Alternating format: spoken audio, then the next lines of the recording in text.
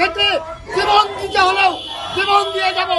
জুলাই গণ অভ্যুত্থানে শেখ হাসিনা সরকারের পতন হয়েছে 5 আগস্ট। ক্ষমতার পালাবদলে গেল কয়েকদিন ধরে বাংলাদেশের বিভিন্ন স্থানে মন্দির ও মাজারে হামলা ভাঙচুরের ঘটনা ঘটেছে। দেশের বিভিন্ন স্থানে এই হামলা ভাঙচুরের ঘটনায় মানুষও আহত হয়েছে। এমনকি সামাজিক যোগাযোগ মাধ্যম ফেসবুকে ইভেন্ট খুলে মাজার ভাঙার আহ্বান জানানো হচ্ছে। অবস্থা যখন এমন, রাজধানীর গোলাপশাহ মাজার জিয়ারত কর্মসূচি গ্রহণ করেছে মাজারের ভক্ত মুরিদরা। কখনো মারামারি হাঙ্গা কোলাহল পছন্দ করেন না, তারা একমাত্র পছন্দ করেন শান্তি। হচ্ছে শান্তি, আমরা শান্তির প্রতীক।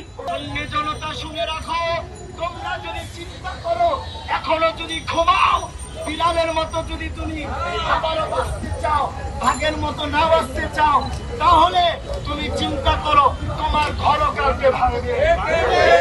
তুমি মনে করো না তুমি বেঁচে যাবে।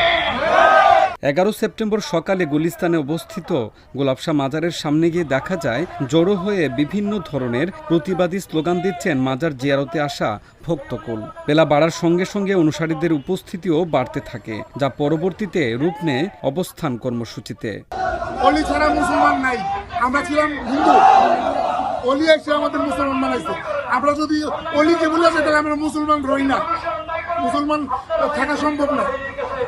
শাহজালাল বাবা এবং 360 জন আউলিয়া এসেই আমাদের মুসলমান করছে। ওনাদের তারা মুসলমান, ওনারা আমাদের কালেমা করাইছে। সম্প্রতি ঢাকার গুলিস্তানে অবস্থিত গোলাপশাহ মাজার ভাঙতে গুলিস্তানে গোলাপশাহ মাজার ভাঙা কর্মসূচি শীর্ষক একটি ইভেন্ট খোলা হয়েছিল। ইভেন্টে প্রায় 21,000 মানুষ সাড়া দিয়েছিলেন। পরবর্তীতে ইভেন্টটি বাতিল করা হলেও গোলাপশাহ মাজার ভাঙার খবরে 10 আগস্ট রাত থেকেই অবস্থান নিতে দেখা যায় বাউল ফকির সাধক অনুসারীদের।